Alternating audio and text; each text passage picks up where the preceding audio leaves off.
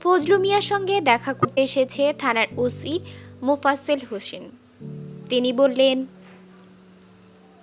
কেমন আছেন আপনি? শরীর স্বাস্থ্য ভালো? ফজলু মিয়া বলল,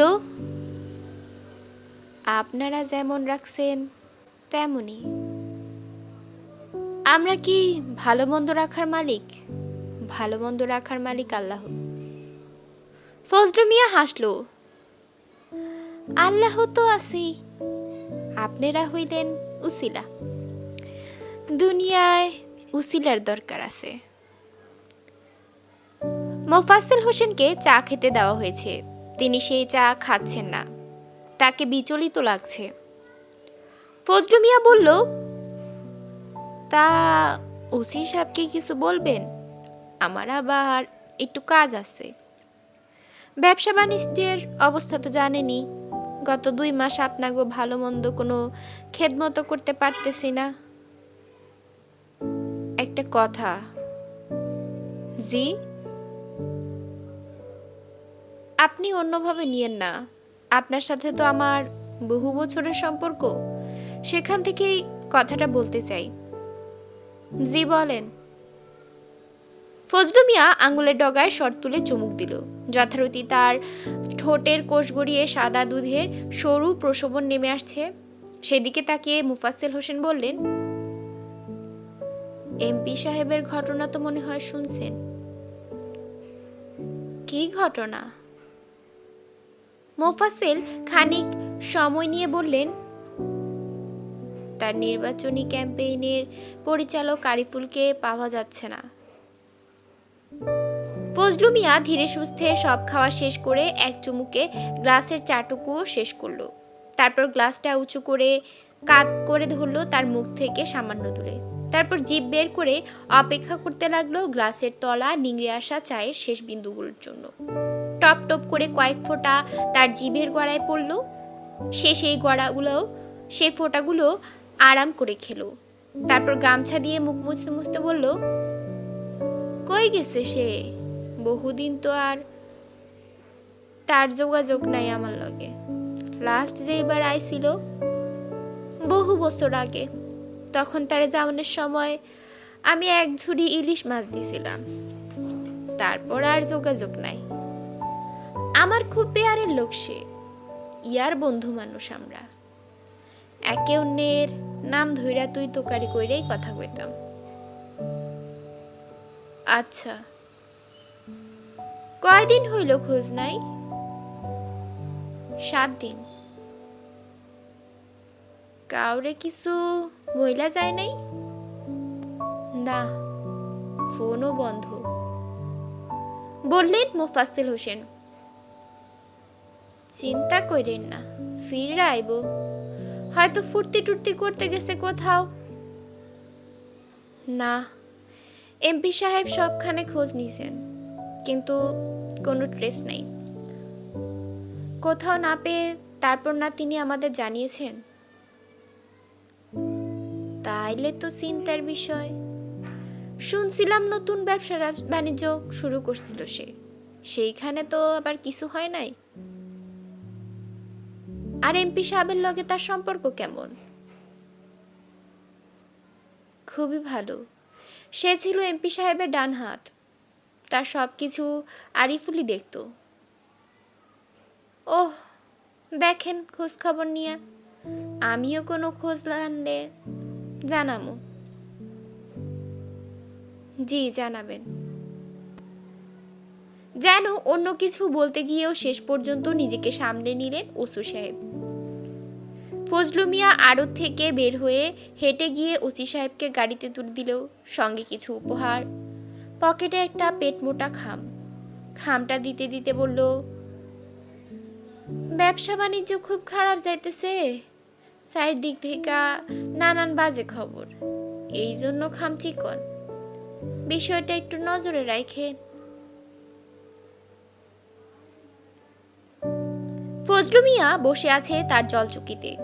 তার সামনে চায়ের গ্লাস, চা ঠান্ডা হয়ে গেছে। সে চা খাচ্ছে না, আঙ্গুলের ডগায় স্বরও তুলছে না। তার মুখ থমথমে। রাত প্রায় শেষের দিকে। তাকে শেষ রাতে ঘুম থেকে তুলে দুটো দুঃসংবাদ দেওয়া হয়েছে। দুঃসংবাদ দুটো শোনার পর থেকে সে কোনো কথা বলছে না। হেলালও কিছু বলার সাহস পাচ্ছে না। খলিফা এই ফজলু মিয়াকে কখনো আগে দেখেনি। তার কপালের পাশের একটা শিরা দপদপ করে কাঁপছে। ফজলু মিয়া অনেকক্ষণ ধরে বলল, পুরা চালানি ধরা পড়ছে? না মিয়া ভাই, 3টা মাল সহ একটা চালান ধরা পড়ছে। কোন দিকের চালান? সিলেটের তামা বিলের চালান। ওই যে কুমিল্লার তন পাইছিল, ওইগুলাই তো তামাবিল বর্ডার দিয়া পাশ হওয়ার কথা ছিল। জি মিয়া ভাই। বিষ্ণু না কালী? শিব। মালসহ যে ধরা পড়ছে ওর নাম কি? বদরুল। বলে গম্ভীর হয়ে গেল ফজলু মিয়া। তারপর বলল, তামাবিল বাদ দেশ না কেন? যদি ঝামেলাই হয় তাহলে তামাবিল পয়েন্ট বাদ দে। তাইলে মাল যাইব কোন দিক দিয়া? মাছের ট্রলারের লগে খুলনা পাঠাই দে, ওইখান দিয়া হিলি বা বেনাপোল। ঝামেলা আছে মিয়া ভাই। কি ঝামেলা? আমাকে সব মাছেরই ট্রলারের এক্সট্রা চেকিং হইতেছে, পুলিশও কোনো হেল্প করতেছে না। আর এলাকায়ও প্রায় প্রত্যেক দিনই পুলিশ আসে, সবখানে খোঁজ খবর নিতেছে। হেলাল আর চোখে একবার খলিফার দিকে তাকালো, তারপর বলল, আর আমাগো ভেতর থেকেও মনে হয় কোনো খোঁজ খবর বাইরে যায়, নাইলে এত কথা ছড়াইলো কেমনে? আরিফুলের ঘটনা নিয়ে কথা হইতেছে? যে মিয়া ভাই। হেলাল চুপ করে রইল। ফজলু মিয়া বলল, ঘরের ইন্দুরে বান কাটলে কিন্তু সেই ঘর থাহে না, কথাটা মনে রাখিস। এখন ঘর রাখবি না ইন্দুর রাখবি, সেইটাও কি আমার কথা কইতে হব? যে না মিয়া ভাই। ফজলু মিয়া আবারও চুপ করে রইল। তারপর হেলালের দিকে তাকিয়ে বলল, আর? হেলাল তার উল্টো দিকে ইশারা করতেই দুজন মিলে ধস্তাধস্তি করতে করতে অন্ধকার থেকে একটা লোককে নিয়ে এলো। লোকটার চেহারা চুল উস্কো খুস্কো, চোখে প্রবল আতঙ্ক। সে ফজলু মিয়ার সামনে দাঁড়াতে পারছে না। তীব্র ভয়ে তার হাত পা কাঁপছে। ফজলু মিয়া বসা থেকে উঠে দাঁড়াতে দাঁড়াতে লোকটাকে জিজ্ঞেস করলো, তুই মাল আনতে দিনাজপুর যাইতি? লোকটা কাঁদো কাঁদো গলায় বলল, আমি ভুল করছি মিয়া ভাই, আমার মাফ করে দেন, আমার মাফ করে দেন। ফজলু মিয়ার লুঙ্গির গিট ঢিলা হয়ে গেছে। সে দু হাতে লুঙ্গির গিট শক্ত করতে করতে বলল, তুই আমার মাল চুরি করস, তোর কলজাটা খুব দেহনের শখ আমার। হেলাল, আমার রাম দাওড়া দে, লম্বা রাম দাওড়া। আমি তার কলজাটা কাটটা দেখব, কত বড় কলজা তার। দে, আমার দাওড়া দে। লোকটা মাটিতে বসে পড়ল। তার দুপায়ের মাঝখানে প্যান্ট ভিজে গেছে। ভয়ে প্রস্রাব করে দিয়েছে সে। প্রস্রাব গড়িয়ে গড়িয়ে পড়ছে মেঝেতে। হাউমাউ করে কিছু বলার চেষ্টা করছে সে, কিন্তু পারছে না। তার সব কথা জড়িয়ে মুখ থেকে অদ্ভুত এক শব্দ বের হচ্ছে। ফজলু মিয়া রামদাখানা হাতে নিয়ে তার আসন থেকে নেমে পড়ল। তারপর নির্বিকার ভঙ্গিতে হেঁটে চলল আড়তের পেছন দিকে। জায়গাটা নদীর সঙ্গে সংযুক্ত। সিমেন্ট দিয়ে বাঁধাই করা মাছ রাখার বড় জলাধারটাও সেখানে। মাছের চালান এলে জীবিত মাছগুলো ট্রলার থেকে সরাসরি ছুঁড়ে ফেলা হয় এই জলাধারে। ফজলু মিয়ার শখ এটা। জীবিত মাছগুলো যখন এই বিশাল জলাধারে সাঁতার কাটে, তখন সেই দৃশ্য দেখতে তার খুব ভালো লাগে। মাঝে মাঝে সে নিজেও সেই মাছের সঙ্গে জলাধারের ভেতর নেমে যায়, তারপর ভেসে থাকে দীর্ঘ সময়। মাছের সঙ্গে জল কেলি করে, এ এক অদ্ভুত নেশা তার। জলাধারের সঙ্গেই কাঠের উঁচু বেদি, বেদির ঠিক নিচে কুচকুচে কালো জল। বড় মাছ হলে এখানেই কাটা হয়, নিচে ফেলে দেওয়া হয় মাছের উচ্ছিষ্টাংশ। লোকটাকে টেনে নিয়ে আসা হলো ওই বেদির উপর, তারপর ৩-৪ জন মিলে তাকে চেপে ধরে শুইয়ে ফেলে দেওয়া হলো সেখানে। খলিফার এখনো বিশ্বাস হচ্ছে না এই ভয়ঙ্কর ঘটনা তার চোখের সামনে ঘটছে। ফজলু মিয়ার দিকে তাকাতে পারছে না সে। তাকে দেখে আর মানুষ মনে হচ্ছে না, মনে হচ্ছে যেন কোনো অশুভ শক্তি ভর করেছে তার উপর। রামদা হাতে দাঁড়ানো ফজলু মিয়ার দীর্ঘ ছায়া এসে পড়েছে দেওয়ালে। খলিফা সেদিকে তাকিয়েই রইল, যেন বিশালাকার এক ভয়াল দানব। কিছুক্ষণের মধ্যেই প্রলয়ঙ্করী রূপ ধারণ করবে সে। বেদির উপর চেপে রাখা লোকটা হাত পা ছুড়ে মুক্তি পাওয়ার চেষ্টা করছে, কিন্তু ৪ জন তাকে ৪ দিক থেকে চেপে ধরেছে। ফজলু মিয়া রামদা হাতে ২ পা এগিয়ে এলো। খলিফা এতক্ষণে খেয়াল করলো ফজলু মিয়ার হাতে সিগারেট। সে সিগারেটে লম্বা লম্বা টান দিচ্ছে। সিগারেটের আগুনের আভায় কালচে লাল হয়ে আছে তার ঠোঁট, দেখতে ভয়ঙ্কর লাগছে। খলিফা চোখ ফিরিয়ে নিতে গিয়ে আচমকা আবিষ্কার করলো ওই লোকটা আর সেখানে নেই, বরং তার জায়গায় কাঠের ওই বেদিটার উপর শুয়ে আছে তার বাবা মজনু মিয়া। ৪ জন লোক মিলে তাকে চেপে ধরে আছে। মজনু মিয়া চিৎকার করে ছোটার চেষ্টা করছে, কিন্তু পারছে না। প্রচণ্ড আতঙ্কে সে প্রস্রাব করে দিয়ে ফেলেছে। সেই প্রস্রাব টপ টপ করে ঝরে পড়েছে কাঠের বেদি থেকে আড়তের বাঁধানো মেঝেতে।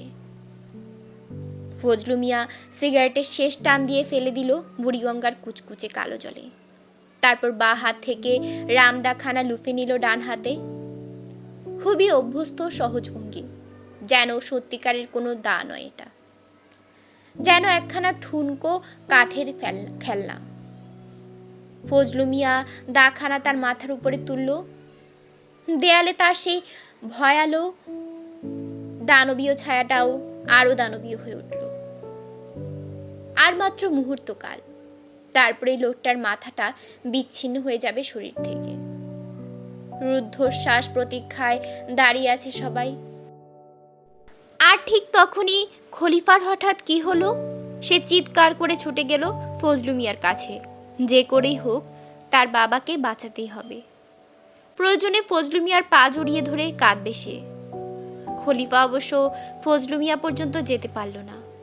তার আগেই দুপাশ থেকে ২ জন তাকে ধরে ফেলল।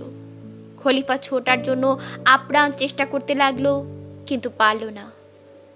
ফজলু মিয়ার অবশ্য কোনো তাড়াহুড়ো দেখা গেল না, বরং তার ঠোঁটের কোণায় যেন এক চিলতে হাসি ফুটে উঠল।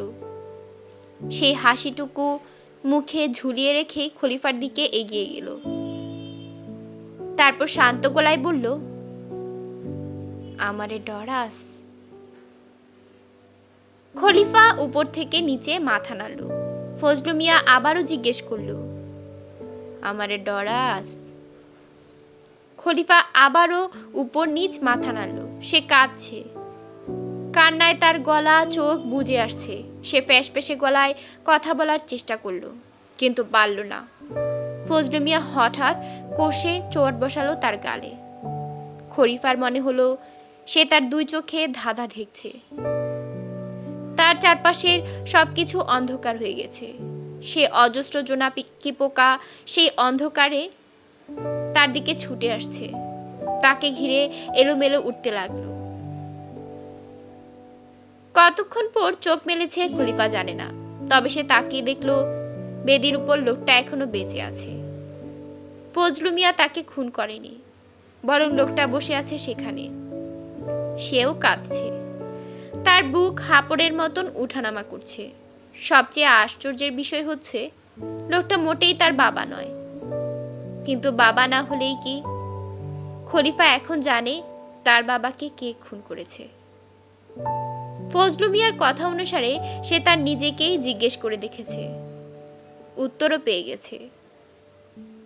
সে এখন নিশ্চিত ঠিক এখানে এভাবেই তার বাবাকে খুন করেছে ফজলু মিয়া। ফজলু মিয়ার হাতে রামদা নেই, সে এক দৃষ্টিতে তাকিয়ে আছে খলিফার দিকে। খলিফাও তার চোখে চোখ রেখে তাকিয়ে থাকার চেষ্টা করল। এই লোককে আর ভয় পায় না সে তো তার বাবাকে খুন করেই ফেলেছে। ভয় পেয়ে আর কি হবে? না হয় তাকেও খুন করে ফেলবে। ফজলু মিয়া আবারও বলল, কি আমারে ডরাস? খলিফা ডানে বায়ে মাথা নাড়ল, না। নদীর মনে একটা কুডাক দিয়ে গেল। বিষয়টি সে নিজ থেকে ভাবতে চায়নি, কিন্তু তার অবচেতন মন সন্দেহ করছিল। এখন মনে হচ্ছে ঘটনা তাই ঘটেছে। সজলের ফোন বন্ধ, তাকেও কোথাও খুঁজে পাওয়া যাচ্ছে না। যেন রুনির সঙ্গে সঙ্গে হাওয়ায় মিলিয়ে গেল সেও। সেই রাত, পরদিন সকাল, দুপুর, সন্ধ্যা তন্ন তন্ন করে খোঁজা হলো রুনিকে, কিন্তু কোথাও পাওয়া গেল না তাকে। পুলিশেও খবর দেওয়া হলো, লাভ হলো না। রুনি কোথাও নেই। বড় রাস্তার দিকে যাওয়ার কথা থাকলেও সেদিন বিকালে সে আসলে অন্য বাচ্চাদের সঙ্গে খেলতে গিয়েছিল নদীর ধারে। তার জন্মদিনে পাওয়া উপহারগুলোর বেশিরভাগই সে নিয়ে গিয়েছিল গ্রামে। দারুণ দারুণ সব উপহার। গায়ের বাচ্চারা সেসব জিনিস আগে কখনো দেখেনি। ফলে সেই খেলনা কিংবা পুতুলগুলো ছুঁয়ে দেওয়ার জন্য হলেও তারা সারাক্ষণ রুনির চারপাশে ঘুরঘুর ঘুরত। পুলিশ বাচ্চাগুলোকে ডাকলো, তারপর একে একে জিজ্ঞাসাবাদ করলো, তোমরা কখন দেখলে যে রুনি নেই? আমরা দেখি নাই। কেন, সে তোমাদের সাথে ছিল না? ছিল। তাহলে বলো। বলতে পারবো না। কেন বলতে পারবে না? দেখি নাই, এই জন্য বলতে পারবো না। তোমাদের সাথে থাকলে দেখবে না কেন? দেখি নাই এই জন্য। বাচ্চাদের বেশিরভাগের বক্তব্যই অসংলগ্ন, এলোমেলো। তবে তাদের মধ্যে একজনকে পাওয়া গেল একটু চটপটে। সে বলল, আমরা তো তার খেলনা নিয়েই খেলছিলাম। সে কোন ফাঁকে কই গেল খেয়াল নাই। তার মানে সে তোমাদের সাথে খেলছিল না? না। তাহলে? সে একলা একলা উঠে গেল। উঠে কই গেল? বড় রাস্তার দিকে। তোমরা তাকে ডাকলে না? না। কেন? তার সাথে সবার ঝগড়া হয়েছিল। ঝগড়া? কেন ঝগড়া লাগবে কেন? সে তো খুব লক্ষ্মী মেয়ে। বাচ্চাটা এবার জবাব দিল না। পুলিশ অফিসার বললেন, বলো বলো, সে তো সব খেলনা তোমাদের দিয়েই খেলতে ছিল, তাহলে তোমরা তার সাথে ঝগড়া লাগলে কেন? সব খেলনা দেয় নাই। সব দেয়নি? না। তাহলে? তার হাতে একখান পুতুল আসছিল, সেটা সে কাউরেই দিত না। ওই পুতুল নিয়েই ঝগড়া লাগছিল সবার লাগে। তখন সবাই গেল খেপা, টানাটানি শুরু করলো। সে তখন রাগ কইরা পুতুল নিয়ে উঠা গেল। তারপর আর ফিরে আসেনি? খেয়াল নাই, আমরা সবাই খেলতেছিলাম। তারপর সন্ধ্যা হইয়া গেল, বাড়ি চলে আসলাম। পুলিশ অফিসার ঘটনা বুঝলেন না। নদীও তখনই তার সন্দেহের বিষয়ে কিছু বলল না।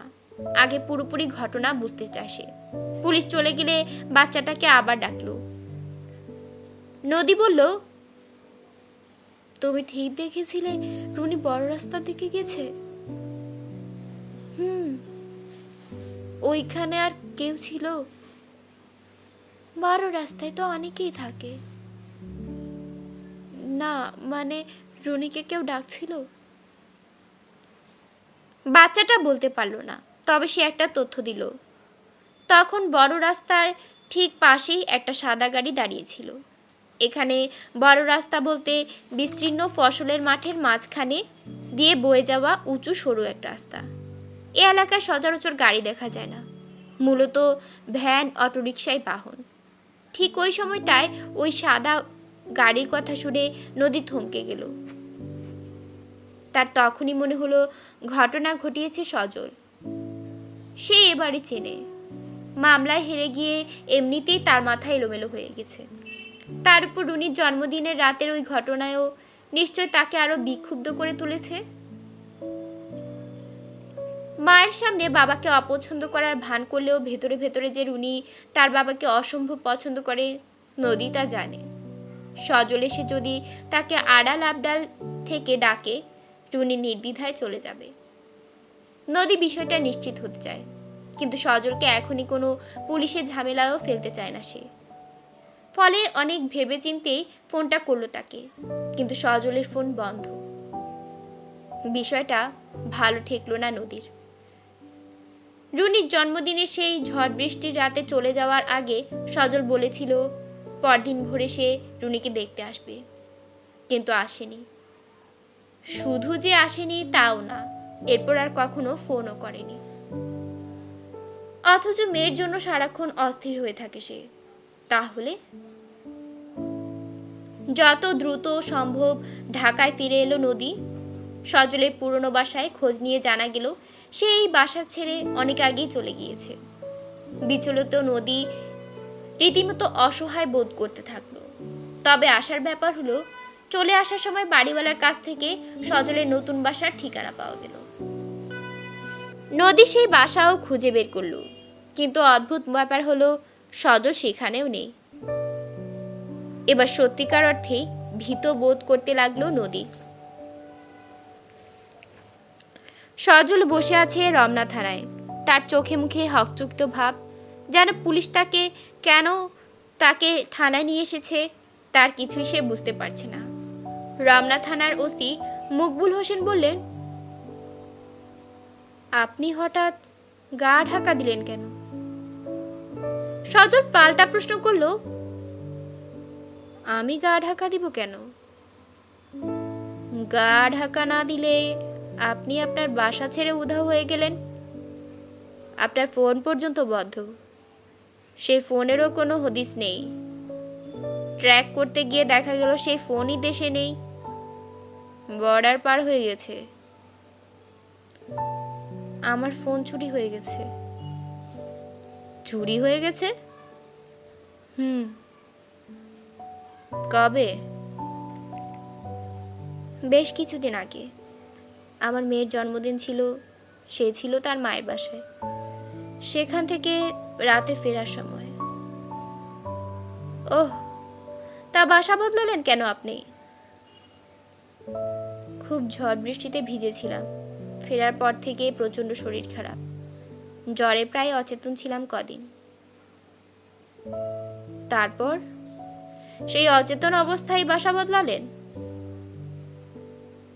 বাসা তো বদলায়নি। বাসা না বদলালে আপনার বাসায় আপনাকে পাওয়া যায় না কেন? আমার ইউনিভার্সিটির এক বন্ধু আছে হাবিব, ও থাকে শনির আগ্রায়। আমি একটু সুস্থ হতেই ওর বাসায় চলে গিয়েছিলাম। আমার শরীরের অবস্থা ভালো ছিল না। কাছের লোকদের কাছে থাকা দরকার ছিল কয়েকটা দিন, মানে যারা একটু টেক কেয়ার করতে পারে। কিন্তু মেসে তো আর সেই সুযোগ নেই। তো সেখানে এতদিন কি করলেন? তখন তো আপনি সুস্থই। পুরোপুরি সুস্থ না, বরং ওখানে গিয়ে আবার অসুস্থ হয়ে পড়লাম। একদিন আপনি সেখানেই ছিলেন? সুস্থ বোধ করার পর আর কোথাও যাননি তো? না। আপনার মেডিকেল সার্টিফিকেট আছে? মেডিকেল সার্টিফিকেট কিসের? এই যে আপনি দিনের পর দিন জ্বরে আক্রান্ত হয়ে অসুস্থ হয়ে থাকলেন, অচেতন হয়ে গেলেন, আপনার মেডিকেল সার্টিফিকেট থাকবে না? সজল হাসল। তাকে আসলেও রুগ্ন দেখাচ্ছে, ক্লান্ত। সে বলল, জ্বরের জন্য আবার কেউ ডাক্তার দেখায়? দেখায় না? অন্যদের কথা জানি না, আমি তো কখনো দেখাইনি। বলে গম্ভীর হয়ে রইলেন মকবুল হোসেন। তারপর বললেন, দেখুন সজল সাহেব, আপনি শিক্ষিত ভদ্রলোক, তার উপর শিল্পী মানুষ। আপনার মতো মানুষদের সাথে আমরা কখনোই অভদ্র হতে চাই না, কিন্তু আপনারা নাই যখন এমন আজে বাজে কাজ করেন, তারপর আবার এমন কাঁচা স্ক্রিপ্ট সাজান, বিষয়টা তখন আর আমাদের নিয়ন্ত্রণে থাকে না। সজল মকবুল হোসেনের কথার কিছুই বুঝতে পারছে না।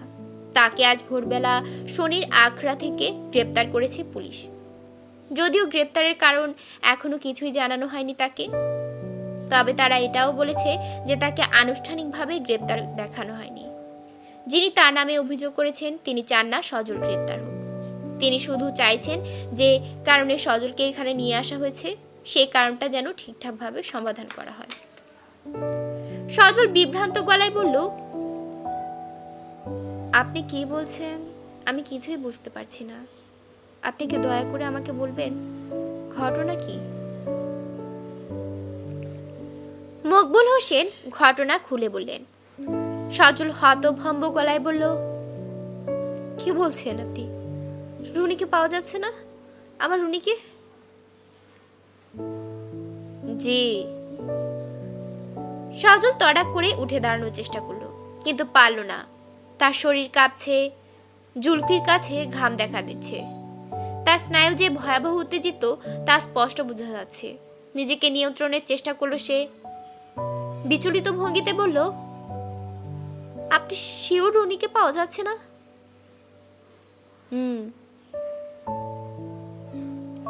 এই কথা আপনাকে কে বলেছে? আপনার স্ত্রী। ওনাকে তো সবাই চেনেন, ফলে ওনার অনুরোধেই কোনো মামলা নেওয়া হয়নি। তবে আপনাকে খুঁজে বের করেছি আমরা।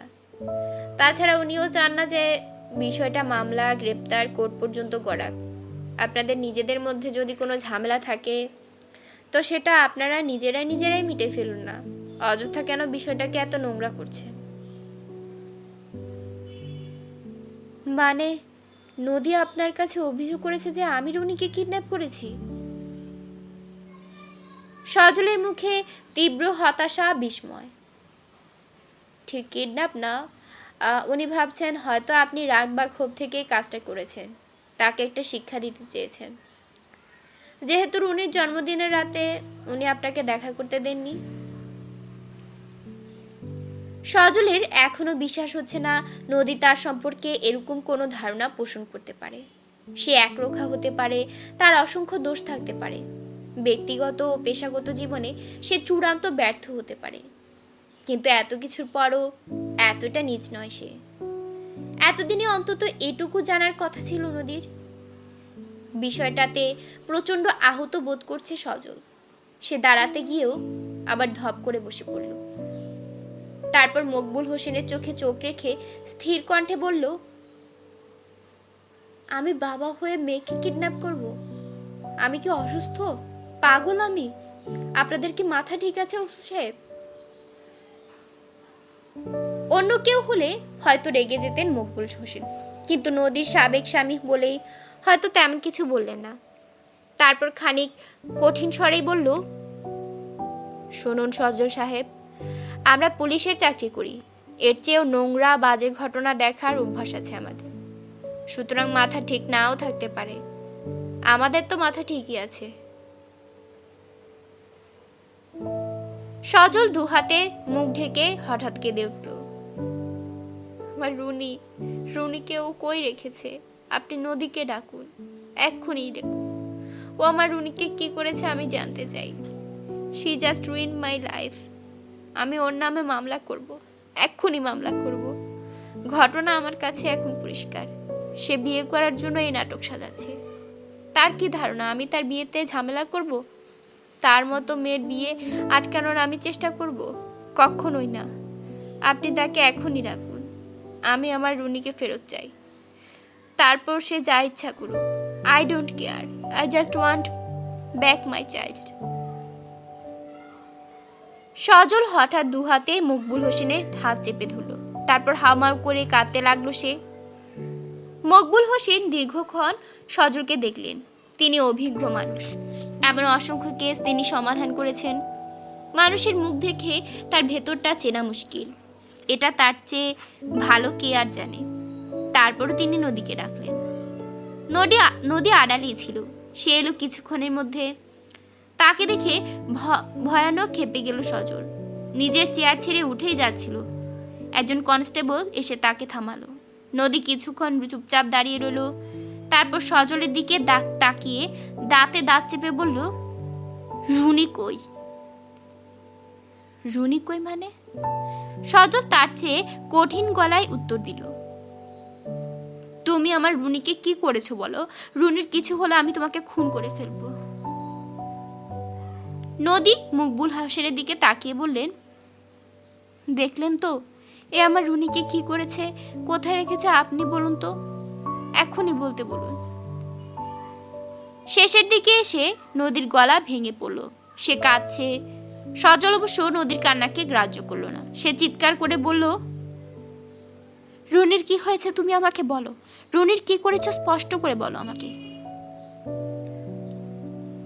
নদী অকস্মাৎ দিগ্ভ্রান্তের মতো ছুটে এসে সজলের পা জড়িয়ে ধরল। তারপর নিঃস্ব এক মানুষের মতো কাঁদতে কাঁদতে বলল, তুমি যা বলবে তাই হবে সজল, তুমি যাই বলবে তাই।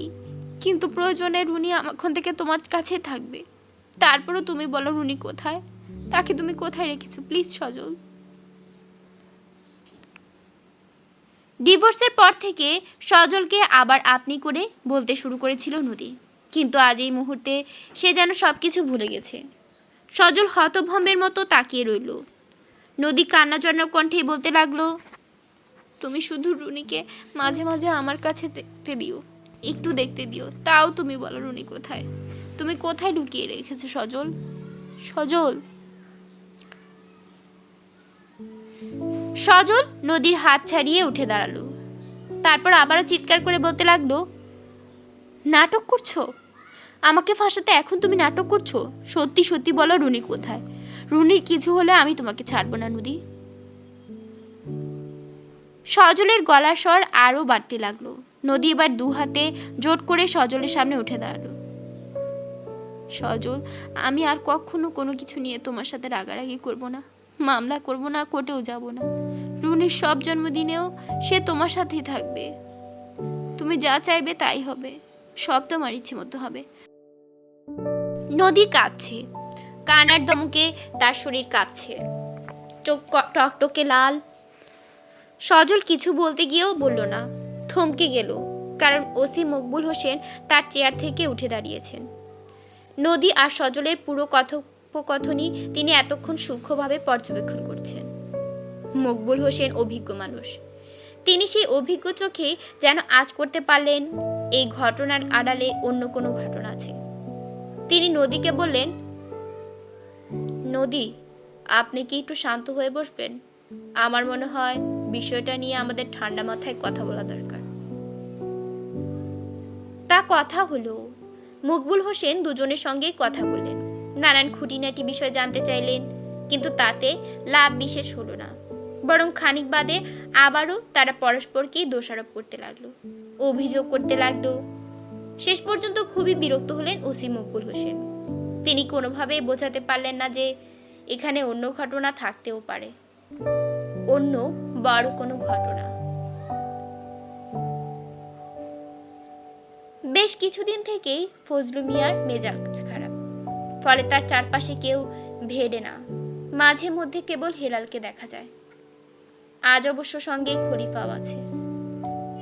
ফজলু মিয়া বলল, এইরকম হইলে তো ব্যবসাপাতি চালানো খুবই মুশকিল হইয়া যাইব হেলাল। সে মিয়া ভাই, অবস্থা তো দেখতেছি বেগতিক। পুলিশ তো পুরা পাগলা কুত্তা হইয়া গেছে। জি মিয়া ভাই, এমপি সাহেব বিষয়টা ভালোভাবে নেয় নাই। হুম, বলেই গম্ভীর হয়ে গেল ফজলু মিয়া। তারপর খানিক নীরব থেকে বলল, এই অঞ্চলে এই যে এত এত ব্যবসা করি, কে কইতে পারবো না কোনোদিন কাউরে তার ন্যায্য হিস্সা না দিয়ে আমি ব্যবসা করছি। যে যতটুকু সুবিধা দিছে তারে ততটুকু ফেরত দিছি আমি। আমি ফজলু মিয়া কারো ঋণ বাকি রাখি না, নগদে উসুল করি। তা রাখেন মিয়া ভাই। সে যখন ইলেকশনে খাড়াইলো কম টাকা পয়সা দিছি? না মিয়া ভাই, আমাগো চাইতে টাকা আর বেশি কে দিছে? তারপরও ভোটও তো কম পাই নাই আমাগো দিক থেকে। তাইলে তাইলে সে আমার দিকটা দেখবো না? হেলাল কথা বলল না। ফজলু মিয়া বলল, গত কয় বছরে কম যন্ত্রণা তো সে আমারে দেয় নাই। উপকারী চোদ্দ গোষ্ঠী উদ্ধার কইরা ছাইড়া দিছে। এখন তার লোকজন যদি আমার ব্যবসায় হাত ঢুকায়, আমার লোকজনের ক্ষতি করে, সেইটাকে আমি ফজলু মিয়া সহ্য করব? তারে তো আমি খোঁচাই নাই কখনো, সহযোগিতা করছি।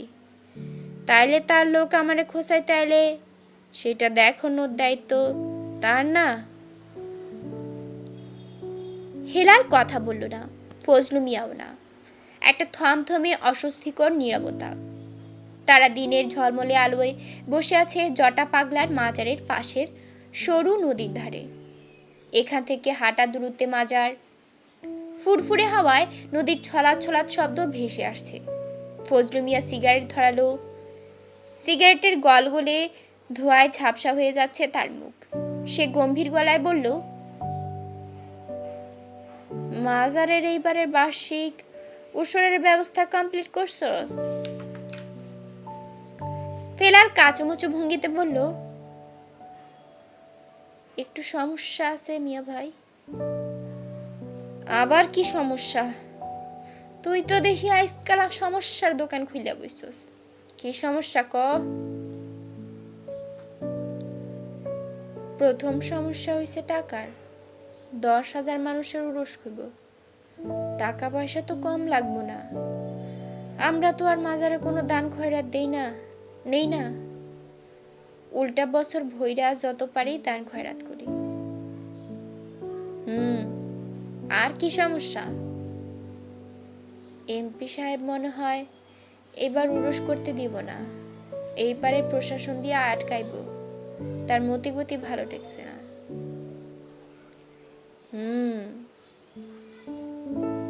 বলে চুপ করে রইল ফজলু মিয়া। হেলাল কোনো কথা বলল না। তাদের থেকে সামান্য দূরে খলিফা বসা। সে আঙ্গুলে পেঁচিয়ে ঘাস তুলে দাঁতের ডগায় কাটছে। ফজলু মিয়া বলল, টাকা পয়সার ব্যবস্থা কি? চালাম তো সব মাঠেই ধরা খাইতেছে। এইটা নিয়েও খুব পেরেশানিতে আছি মিয়া ভাই। উরস কিন্তু বন্ধ করন যাইব না। সে না মিয়া ভাই, এই মাজার আপনার মা বাপ, আপনার জীবন মরণ। মাঠে এখন কি কি চালান আছে? কিছু মিনি সাইজ মাল আছিল, কিন্তু পুলিশের ঝামেলা কইরা বাইরে যাওয়ার পরে সেইগুলা না এইখানে সেখানে ছড়াই ছিটাই দিছে। আগের মতো জিনিসপত্র লইয়া যখন তখন মুভ করন যায় না। পুলিশের ফাঁকি দিয়া নানান ফন্দি ফিকির করতে হয়। ফজলু মিয়া আবারও চুপ করে রইল দীর্ঘক্ষণ। তার চোখে মুখে চিন্তার রেখা। সে গম্ভীর মুখে বলল, নারায়ণগঞ্জের কি এক লোক না মাল বর্ডারে পৌঁছানোর কাম করত? ওই ধারে ছোট কয়টা মাল আসিল? ওইগুলানের খবর কি? বহুদিন তো তার কোনো খোঁজ খবর নাই মিয়া ভাই। এমনি হইলে তো হইব না হেলাল, খবর রাখতে হইব। তোর তো দেখি বয়স হইয়া যাইতেছে। যে না মিয়া ভাই, আমি খবর লইতেছি। আর ইন্দুরটার খবরও নিস বলেই উঠল ফজলু মিয়া। তারপর খাড়া ডাল বেয়ে উঠে যেতে লাগলো মাজারের দিকে। তারপর এনে ধবধবে সাদা লুঙ্গি, গায়ে সাদা শার্ট, দুই হাতে থামের মতো আঙ্গুল ভর্তি নানা ধরনের পাথরের আংটি, কবজিতে লোহার বালা, গলায় কালো মোটা দানার মালা। সূর্যের বিপরীতে খাড়া ডাল বেয়ে উঠে যেতে থাকা মানুষটাকে দেখে আবারও ভয় হতে লাগলো খলিফার। সে জানে না এই মানুষটার ভেতর কি আছে, কিন্তু সে এটা জানে যখন তখন গা ছমছমে এক অনুভূতি ছড়িয়ে দেওয়ার ক্ষমতা এই মানুষটার আছে। না হলে এই ভর দুপুরে ওই খাড়া ডাল বেয়ে ওঠা মানুষটার ছায়ামূর্তির মতো অবয়ব দেখেও কেন গায়ে কাটা দিয়ে উঠবে তার? ফজলু মিয়া চলে যেতেই খলিফা বলল, ঘটনা কি হেলাল ভাই? কি ঘটনা? মিয়া ভাই রে খুব চিন্তিত মনে হলো। চিন্তিত হইব না, চারদিকে ঝামেলা। কির ঝামেলা? সব কথা তোর হুনন লাগতো না, সময় হইলে মিয়া ভাইয়ে তোরে কইব। আমারে কইব কেন? সেইটা সেই জানে, তার মনের কথা সে ছাড়া আর কেউ জানে না। এই মাজারের ঘটনাটা কি? কি ঘটনা? মিয়া ভাই এখানে কয়দিন পর পরই আহে, আরো কি সব জানি করে, কোনো একটা ব্যাপার তো আছে। হেলাল হাসলো, রহস্যময় হাসি, কিন্তু জবাব দিল না। খলিফা বলল, কথা কন না কেন হিলাল ভাই? হেলাল আরো কিছুক্ষণ চুপ থেকে বলল, ওস্তাদের কাছের তো নি শুনিস না, আপনি কন। খলিফা নাছর বান্ধা ভঙ্গিতে হেলালকে ধরল। হেলাল অবশেষে বলল, সত্য মিথ্যা জানি না, অনেকেই বলা বলি করে ওস্তাদের নাকি বাল্য বয়সে গুটি বসন্ত রোগ হয়েছিল। দেখোস না তার মুখ ভর্তি বড় বড় গুটি বসন্তের দাগ। হ, তারপর গুটি বসন্তে সে মইরা গেল। মইরা গেল মানে? মইরা গেল মানে মইরা গেল, দমটম বন্ধ। তখন খুব বন্যা, চারদিকে মাঠ ঘাট রাস্তা বাড়ি সব ডুবে গেছে। তার মায় তখন তারে ভাসায় দিল গাঙে। সে ভাসতে ভাসতে আইলো এই ঘাটে ফজরের আজানের সময়। এই অঞ্চলে তখন এক পাগল খুব ঘোরাফেরা করত, তার মাথা ভর্তি জটা চুল। এই জন্য সবাই তারে ডাকতো জটা পাগলা। সে জটা পাগলা মিয়া ভাইরা গাঙের তন উঠাইলো। তারপর কইতে লাগলো, এই পোলা তো মরে নাই, এই পোলা তো বাইসা আছে, এদের গাঙ্গে ভাসায় দিছে কেডা? তারপর মিয়া ভাই বাইসা উঠলো। বাইসা না উঠলে উনি কেডা? খলিফা ঠোঁট উল্টে বলল, ঘ্যাট, এরকম সেই কাহিনী আমার মায়ের ধারে কত শুনছি। সেম এমন কাহিনী, খালি লোক আলাদা। আপনি এই আজব কাহিনী বিশ্বাস করেন?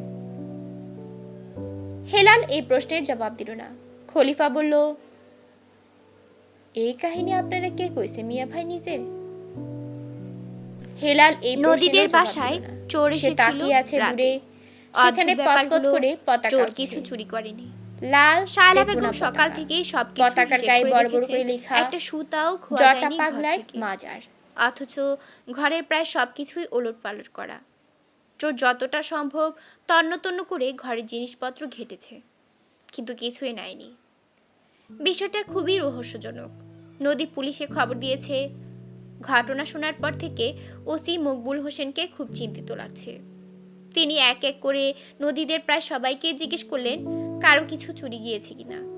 সবাই একযোগে বলল না, তাদের কারো কিছুই খোয়া যায়নি, এই বিষয়ে তারা নিশ্চিত। বিষয়টা মকবুল হোসেনকে বেশ ভাবিয়ে তুলল। তিনি তারপর আবারও থানায় ডাকলেন নদীকে, সঙ্গে সজলকেও। তবে সজলের আসতে সামান্য দেরি হলো। মকবুল হোসেন ততক্ষণে নদীর সঙ্গে কথা বলা শুরু করে দিয়েছেন। বিষয়টা আপনার কাছে অদ্ভুত ঠেকছে না? বাড়িতে চোর এলো, সব জিনিসপত্র লন্ড ভন্ড করে রেখে গেল, অথচ কিছুই নিল না, একটা সুতাও না। নদী কান্না জড়িত কণ্ঠে বলল, ফেকুক অন্তত, আমার কিছু যায় আসে না, বাড়ির সব কিছু নিয়ে গেলেও না, আমি আমার মেয়েকে ফেরত চাই, এক্ষুনি এই মুহূর্তে আমার মেয়েকে ফেরত চাই। মকবুল হোসেন বললেন, যদি এমন হয় যে এই চোরের ঘটনার সাথে আপনার মেয়ের ঘটনারও কোনো সম্পর্ক আছে? এই ঘটনার সাথে আমার মেয়ের কি সম্পর্ক? রুনিকে পাওয়া যাচ্ছে না মানিকগঞ্জ থেকে, আর এটা ঘটেছে আমার ঢাকার বাসায়। কিন্তু বিষয়টা অস্বাভাবিক না? চোর এলো অথচ কিছুই চুরি করলো না। চোর মনে হয় বেশি কিছু সুযোগ পায়নি, মা এশার নামাজ না পড়েই ঘুমিয়ে গিয়েছিল, তো সে নামাজ পড়তে উঠে দেখলেন কেউ একজন ঘরে, সাথে সাথে চিৎকার করে মা। এই জন্যই চোর হয়তো খুব বেশি একটা সময় পায়নি। কিন্তু যতটুকু সময় সে পেয়েছিল, ওই সময়টুকু কিন্তু নেওয়ার মতো দামি দামি অনেক কিছুই ছিল ঘরে, ছিল না? হ্যাঁ, তা ছিল। নদী চিন্তিত ভঙ্গিতে বলল, তাহলে? নদী ভাবল, কিন্তু জুৎসই কোনো উত্তর পেল না। মকবুল হোসেন বললেন, আপনার কথাই হয়তো ঠিক, চোর পর্যাপ্ত সময় পায়নি, তার আগেই আপনার মা জেগে গিয়েছিলেন। কিন্তু বিষয়টা তো এমনও হতে পারে যে জিনিসটি চুরি করতে এসেছিল ঠিক সেই জিনিসটি পাওয়ার জন্য পর্যাপ্ত সময় সে পায়নি। নদী এবার ভ্রু কুঁচকে তাকালো। কি এমন জিনিস আছে আমাদের ঘরে যে চোর কেবল সেটা নিতেই আসবে? বিদেশে শুনেছি দামি পেন্টিং চুরি হয়, ইন্ডিয়াতে রবীন্দ্রনাথের নোবেল পুরস্কার চুরি হয়েছে, কিন্তু আমাদের ঘরে তো এমন অ্যান্টিক কিছু নেই যে চোর কেবল সেটা চুরি করতে আসবে। মকবুল হোসেন বললেন, এক মিনিট, রুনি ঠিক কিভাবে উধাও হয়েছিল আমাকে একটু ডিটেলস বলবেন? নদী বলতে চাচ্ছিল, তার আগেই চলে এলো সজল। মকবুল হোসেন ইশারায় তাকে নদীর পাশের চেয়ারে বসতে বলল। নদী বলল, বাড়ির বাইরে বাচ্চাদের সাথে খেলছিল রুনি, হঠাৎ ঝগড়া লেগে গেল তাদের সাথে, তারপর উঠে চলে গেল সে। বাচ্চারা কেউ ওর সঙ্গে গেল না? না, কেউ খেয়ালও করলো না ও কোথায় গেল। সজল মাঝখান থেকে ফোড়ন কাটলো, মাই যদি খেয়াল না রাখে তো অন্যদের খেয়াল রাখার কি দায় পড়েছে? নদী কিছু বলতে গিয়েও মকবুল হোসেনের ইশারায় থেমে গেলেন। সজলকে আর প্রত্যুত্তর করলো না সে, আবার ঘটনা বলতে শুরু করলো। আসলে হয়েছে কি, তার কদিন আগেই রুনির বার্থডে গেল, অনেক খেলনা টেলনা গিফট পেয়েছিল সে, সেগুলো সাথে নিয়ে গ্রামে গিয়েছিল। তো গ্রামের বাচ্চারা তো কখনো এগুলো দেখেনি, ফলে সারাক্ষণ রুনির চারপাশে ঘুরঘুর করতো তারা। ওরা ওই খেলা নিয়ে তো তাদের সাথে ঝগড়া লেগে গেল রুনির। সে ওদের সব খেলা নিয়েই খেলতে দিবে, কিন্তু তার বাবা যে পুতুলটা তাকে দিয়েছিল ওটা সে কাউকেই দিবে না। বলেই আর চোখে একবার সজলকে দেখে নিল নদী, তারপর আবার বলল, সেই পুতুল নিয়ে ঝগড়া, সবাই তার হাত থেকে পুতুলটা চোর করে নেওয়ার জন্য খুব টানা হেঁচড়া করছিল, আর তখন রাগ করে পুতুলটা হাতে নিয়ে উঠে গেল সে। পুতুল? কপাল কোচলালেন অফিসার। বলে আবারও সজলের দিকে তীর্যক দৃষ্টিতে তাকালো নদী, তারপর বলল, এমন আহামরি কিছু তো আর নয়, কিসের পুতুল কে জানে, ওইটুকু একরত্তি এক পুতুল, কিন্তু ওজনে খুব ভারী, তুলতেও খুব কষ্ট হতো। কিন্তু ওই যে বাবা দিয়েছে বলে ওটাকে সে সারাক্ষণ নিজের কাছে আগলে রাখলো।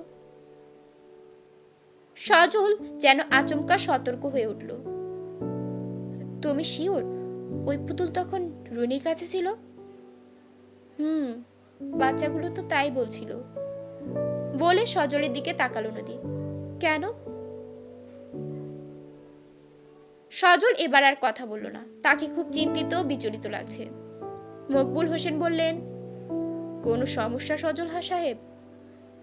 সজল মকবুল হোসেনের প্রশ্নের উত্তর দিল না, তবে সে নদীকে জিজ্ঞেস করলো, আরেকটা পুতুল কই? আরেকটা পুতুল কিসের?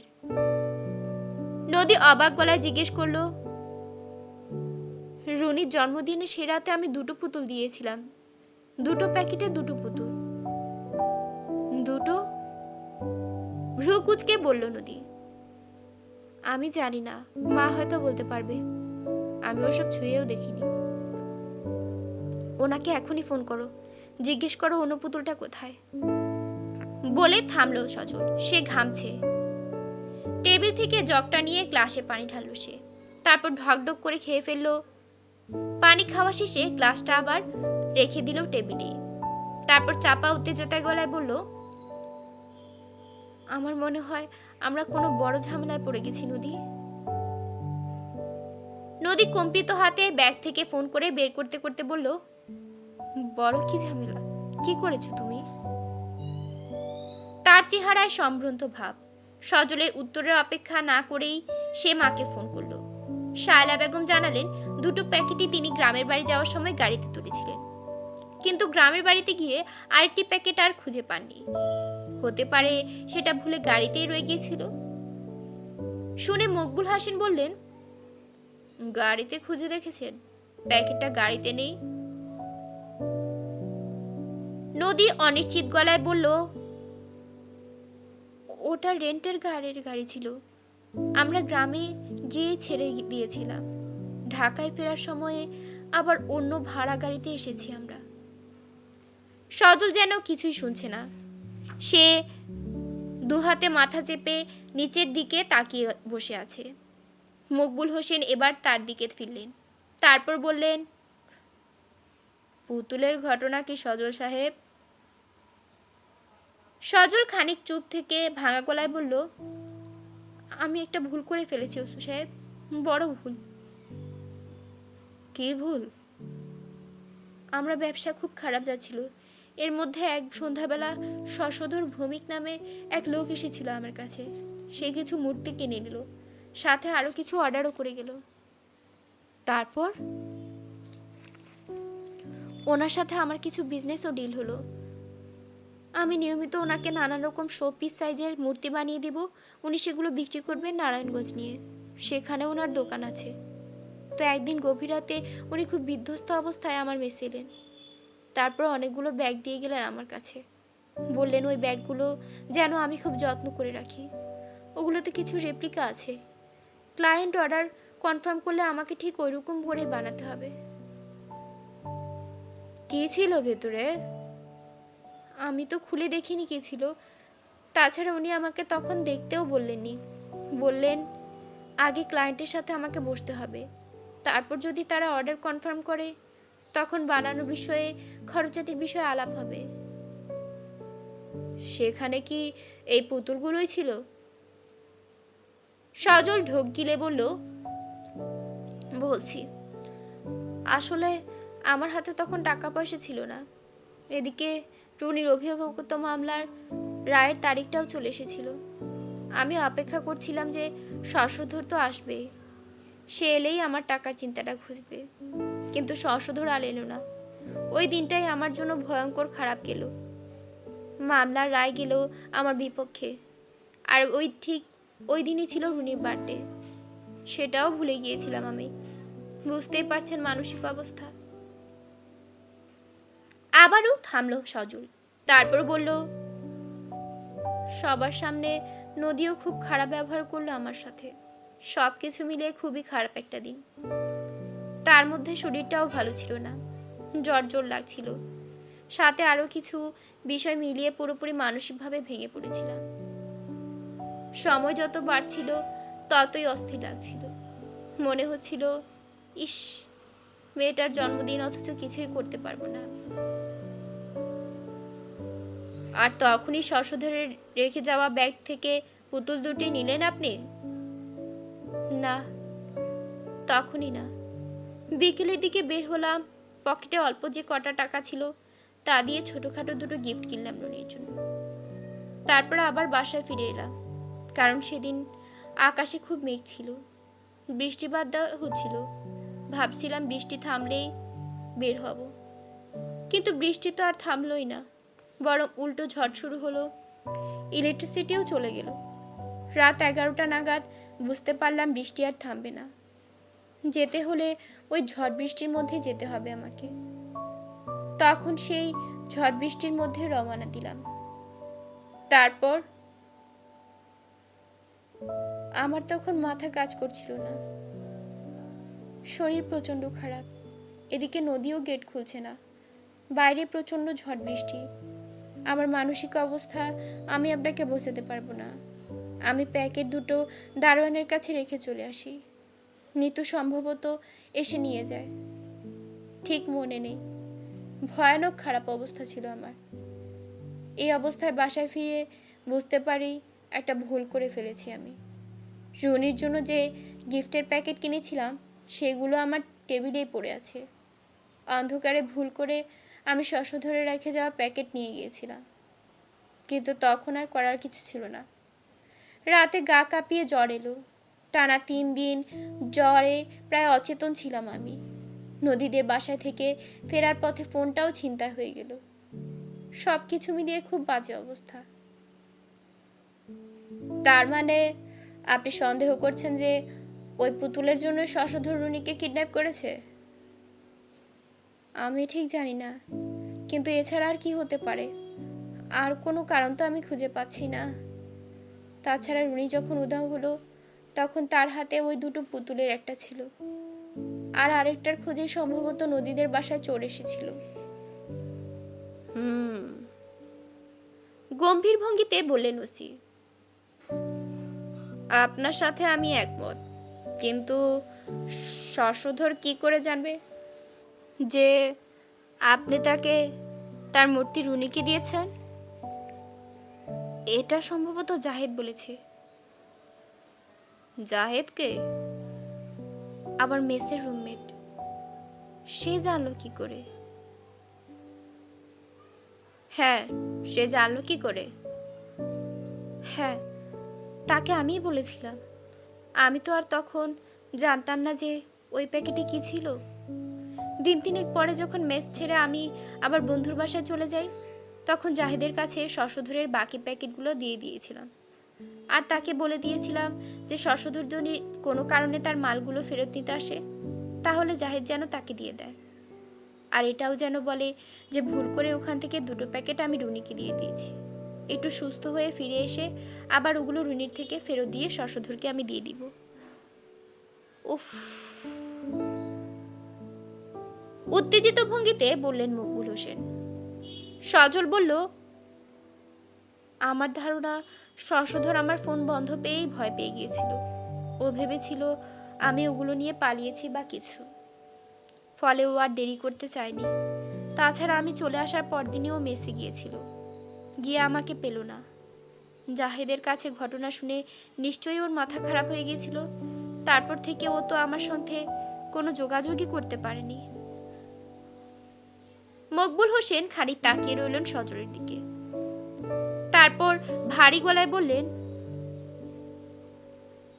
আমার ধারণা নিজের অজান্তেই বড় কোনো মূর্তি পাচারকারীর দলের সাথে আপনি জড়িয়ে পড়েছেন সজল সাহেব। সজল কথা বলল না। সে নিজেও এখন বিপদটা আঁচ করতে পেরেছে। মকবুল হোসেন একটা ফাইল টেনে নিতে নিতে বললেন, এমন অনেক হয়। এটা পাচারকারীদের একটা কৌশল। ধরেন, এমনিতেই তো দেশের এক প্রান্ত থেকে অন্য প্রান্তে অনেক মাটির তৈরি পুতুল, শোপিস, খেলনা, হিন্দুদের দেবদেবীর মূর্তি যায়, শত শত শোপিস। আর এই সুযোগে পুলিশের চোখ ফাঁকি দেওয়ার জন্য সেগুলোর মধ্যে দামি প্রত্নতাত্ত্বিক নিদর্শন পাচার করে তারা। আপনি খালি চোখে চট করে আলাদা করতে পারবেন না কোনটা কোষ্টি পাথর বা দামি কোনো প্রত্নতাত্ত্বিক নিদর্শন, আর কোনটা মাটির তৈরি কোনো সাধারণ মূর্তি। বলে থামলেন অফিসার। ফাইল থেকে এমন কিছু কেসের ছবিও দেখালেন। সজলের নিজেকে খুব অপরাধী আর অসহায় লাগছে। কেন সে বারবার ভুল করছে? ইচ্ছে হোক কিংবা অনিচ্ছায় ভুল করে যেন অভ্যাস হয়ে গেছে তার, কিংবা এটাই তার নীতি। মকবুল হোসেন বললেন, আমি নিশ্চিত শশধর আপনাকে ওই মূর্তি পাচারের ট্রানজিট হিসেবে ব্যবহার করেছিল। সেদিন রাতে সে সম্ভবত কোনো পুলিশে ঝামেলায় পড়েছিল, আর তখন উপায়ন্তর না দেখে সে পাচারের জন্য আনা দামি কিছু মূর্তি আপনার কাছে রেখে গিয়েছিল। কারণ আপনাকে তো কেউ সন্দেহ করবে না, কিন্তু ভুলক্রমে সেই মূর্তি আপনি দিয়ে এসেছিলেন আপনার মেয়েকে, আর বিপদ আনলেন তার ডেকে। সামান্য থামলেন মকবুল হোসেন, তারপর বললেন, এখন কিন্তু বিষয়টা খুব বিপজ্জনক হয়ে এসেছে। রুনির কাছে দুটি মূর্তির একটি ছিল বলেই তাকে নিয়ে গিয়েছে ওরা। দুটোই পেয়ে গেলে হয়তো আর নিত না, কারণ অন্য মূর্তিটাও তাদের দরকার।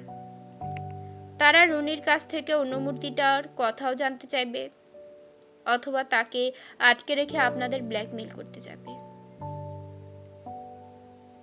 And the thing is worst now.